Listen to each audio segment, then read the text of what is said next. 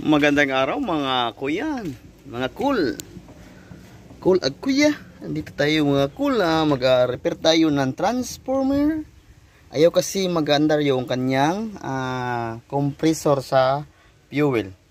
So ito ang mangyari mga cool, troubleshoot ko. Tinignan ko yung sa fuel tank niya or sa tangki. So mayroon tayong nakita doon na may sala. Pero bago po lahat mga cool, ipakita ko muna sa inyo yung location ng compressor ng ating fuel tank or yung ating sa tangke na compressor, kasi in transformer po to, hindi po siya fuel pump.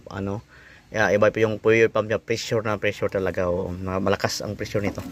So dito po mga cool, pag makikita mo itong fuse box po dito, no? Ito no? Makikita mo ito na mga wire, no, or fuse box dito, o tsaka yung mga relay. Una mga cool, check ko mga fuse dito, okay naman. Then ang relay po ng location nito ng ating compressor sa ating fuel tank, ito po, no. So ang kulay po dito, kasi tiningnan ko doon, ang kulay po doon ay pink, yung wire na pumupunta doon. So pink, that's my favorite color, pink, no, you know. And then ang sa main line po nito, ayan, black Rebecca red, at saka yung kanyang pink. Yan pong pink na solid pink, pupunta po yan sa compressor doon sa tangke. And then yung pink yan, nakikita nyo yung pink na may Rebecca na black, galing po yan sa kanyang module, yung control unit. So yung black, galing kwan po yan, live po yan, galing po sa mga sa fuse po natin yan, no. Kasama po dito ito na mga wire, no. Ito po mga wire, live po dito, live po yan. So ang ngayon mga cool, nakita natin doon sa may tank fuel tank natin, yung kulay doon ay yung para po sa natin dito, no, sa dashboard, yung gauge, no. And then yung isa black ground, and then yung isa indicator, yung pa sa light po yan, pilot light. Itong dito sa yung battery, sa yung sa fuel, yung pan po ang kulay. Tingnan natin para ma-explain natin. Ayan, no, yung yellow, ayan. So makikita na natin dito.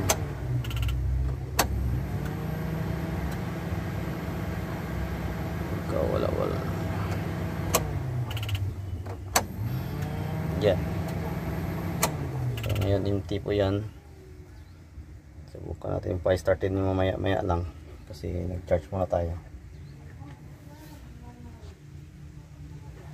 Ito mga cool, dito tayo sa ngayon. Binababa ko na yung tangke dito mga cool, kasi ayaw kasi mag-function eh.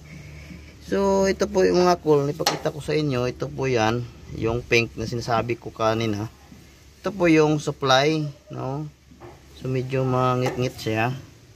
Inanan natin ng light. Okay, ayan. So ito mga cool, yung pink mga cool, yan po ang supply ng galing po sa ating relay, yung sa compressor. So yan po nang magka-supply dito sa tangke dito. Mayroon pong motor silalim. And then yung black dito mga cool, yan po ang ground. And then yung dalawa po dito na wire, yan po ang sa kanyang gauge, no. Yung dalawa dito sa kanyang sa fuel gauge at sa indicator yung sa kanyang light, no, pilot light. So tanggalin natin itong mga cool, no, kasi medyo hindi po function yung kanyang yung kanyang gauge. So tingnan muna natin cool, bakit ayaw mag-function yung gauge. So ito po yung motor, yan. Okay, medyo bigat-bigat na kasi mayroon na sa loob eh. Ayan mga kulo. Tingnan natin kung ano nangyari, bakit ayaw function yung gauge, no. Ayan dito. So kailangan natin mga kol. So tingnan natin yung kids dito. Ito, so yung motor, ito po yung motor nya, no, ito yung pong motor sa loob. Ito po yung sa gauge. So tingnan natin kung mayroon pang nawala dito. Yan, okay naman yung sakit. So ang gagawin natin dito na makadikit talaga to, kanina lumabas siya, ngayon wala so binalik ko na ng tanggal para makikita talaga.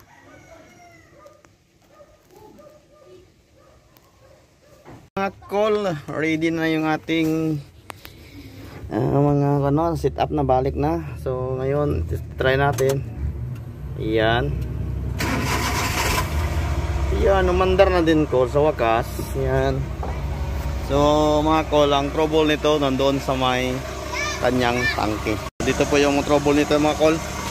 Yan, dyan po sa may sakit niya. Naglulos connection po yung sakit niya. Yan lang po, maraming salamat at magandang araw.